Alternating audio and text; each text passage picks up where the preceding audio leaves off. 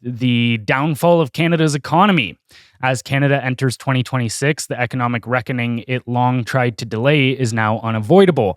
This is no longer cyclical weakness. It is structural failure built over years of bad policy, institutional complacency, and economic denial.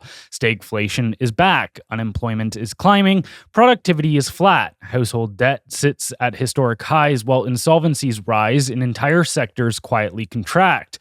Public finances are stretched thin, leaving little room to respond as conditions worsen. The warning signs are no longer abstract. They are visible in GDP data, labor force numbers, housing renewals, bankrupt businesses, and growing financial stress across the economy. At the same time, Canada's external position is deteriorating fast. The economic model that underpinned decades of prosperity, namely reliable access to the U.S. market under a stable trade framework, is now under threat. Canada is being squeezed from within and pressured from abroad, with little margin left for error. So, if no serious course correction is made, what does Canada's economic landscape look 5 to 10 years from now? It's really hard to say 5 to 10 years from now, but everything I'm seeing points to the wrong direction. So, if I run you through it quickly, through the late 2010s, basically under Trudeau into the mid 2020s, we had a major productivity collapse. Like we're at 0.68 of the United States now. We have this thing called stagflation that's happening now, which is when the economy's stagnant, but inflation remains high, which is counterintuitive because it shouldn't happen like that, which means you've got some real structural problems that are happening. And we have incredibly, incredibly weak growth. Basically, this has happened for a number of reasons, but from a government perspective, it's really been misallocation of capital.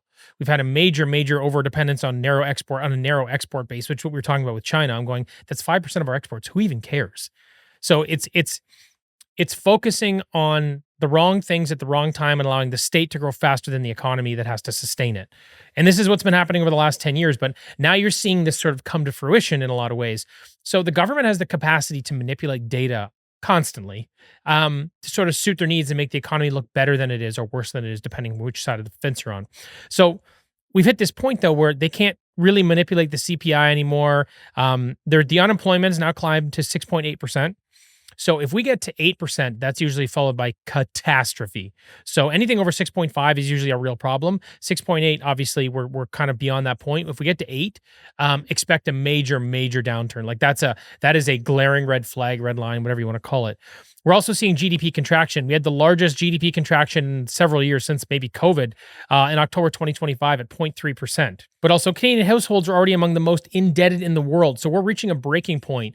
We don't have any money that we can leverage or borrow. And the thing is, with interest rates still relatively high, and the amount of the high volume of outgoing government spending, policymakers essentially are unable to stimulate the economy without basically renewed pricing pressure.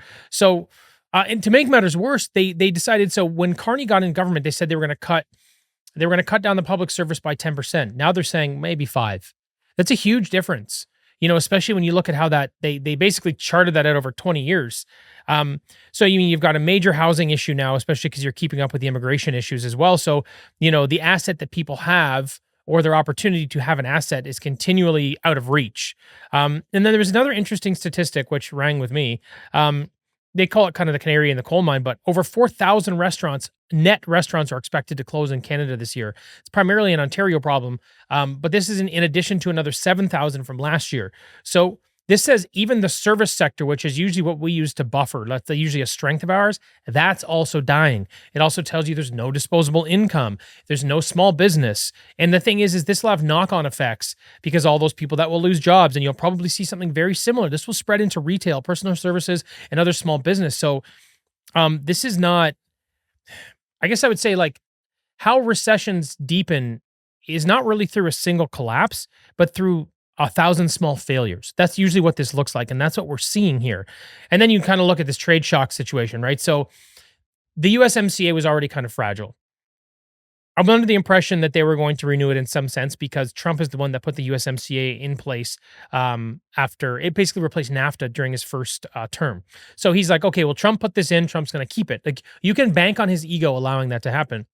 But we've made it so untenable from both sides. Both sides have made this very difficult. But now with this, looking east and getting deeper into bed with China, the USMCA is getting further and further away. Now Trump's like, I don't even see any point for it whatsoever. This is a huge problem. Trillions of dollars of trade are happening under this agreement. This is a major, major issue. Like, small businesses think they're getting hit now. The tariffs don't include things under the USMCA. If that happens, this economy's totally fucked. And now we also have the energy trap we've fallen into because they've taken, I don't know if they've taken hold of Venezuela in some sense, but the thing is, Venezuela's oil is about as dirty as our oil. So they're basically pulling it from sands as well. I'm not sure it's the exact same thing, but what I know is the refinement process is similar. However, Canada doesn't do their own refinement, right? So what happens is America's got a capacity to do refinement. Let's say they're able to refine 10 barrels a day. It's obviously much higher, but let's say it's 10 barrels a day. Do you want to pay Canada $50 a barrel to do your 10 barrels a day? Or do you want to get it from Venezuela for $5? Right. What are you going to do? You're going to take it from Venezuela, but your capacity is still your capacity. So now what does Canada do with their oil? Because the thing is, we can only divert 20% of the oil currently going to America, but 80% of our energy resources go to America, which means we can only divert 16%. So even if you take that cumulatively, it's only 36% of our oil. This is going to devastate Alberta if they don't continue taking our oil. Now, that's not to say America, maybe they'll expand their capacity, but that doesn't happen quickly. So you kind of look at what's happening right now and you go, we're at a real crossroads here. And if I'm being honest with you, I don't even think we can take the right path. I think that, you and I say this constantly on the podcast, is people like to look at where we are and say things aren't so bad. But what you and I will do is we trend. We see how we got here and where we're going and the trend line that we're on. And my concern is we're on a very downward trend in our economy. And now we're starting to see this show through GDP, housing, debt, you name it, the energy issues, the USMCA issues, everything, everywhere you look, you got a problem. All the restaurant closures, it's all fucked. But the thing is, their trajectory is actually much steeper than the current position we're in. And that's my problem. Because it's like we're on this downhill slope, but we don't have a brake on the toboggan and we're already going downhill and it's a double black diamond. Good fucking luck slowing this down. And now we're getting deeper into bed with China.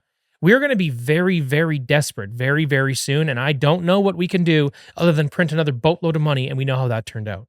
Yeah. Well, and that's where I do think the trajectory leads if there isn't a course change. I don't think it has to go this way. But if you look at the one we're on, then yeah, it leads to something very similar to a Venezuela, to an Argentina, to so many socialist nations before, where you get into this money printing spiral where you have these crazy social services. And as your economy starts declining, and even what Canada's seeing right now, where wealth is fleeing the country, then you don't have as much taxation revenue in order to fund these programs. And then, yeah, you start printing money so that you don't have to get rid of things like old age security and make cutbacks on healthcare and all this kind of stuff. But then what ends up happening when you print money is just the cost of everything goes up. And so you just end in this, you just keep going in this spiral and spiral and spiral until things get bad enough that people will accept some sort of, Javier Milei style reforms. But our own government admits this. I mean, it was about a year ago, Policy Horizons Canada issued a report called Social Mobility in Question, and their entire job is to give the Prime Minister's office forecasts for what the future looks like so they can keep it in mind when they're writing policy. And so again, this is on our own government website. This is not tinfoil hat type stuff, but they say in 2040, upward social mobility is almost unheard of in Canada. Hardly anyone believes that they can build a better life for themselves or their children through their own efforts. However, many worry about sliding down the social order. This scenario identifies 6 main ways the world has changed since 2024. So they're writing this as if it's 2040. In 2040, pursuing post-secondary education is no longer considered a reliable path to social mobility. In 2040, owning a home is not a realistic goal for many.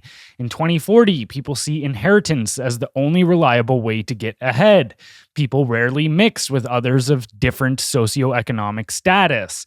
Aspirations for social mobility among youth are at odds with expectations of immobility.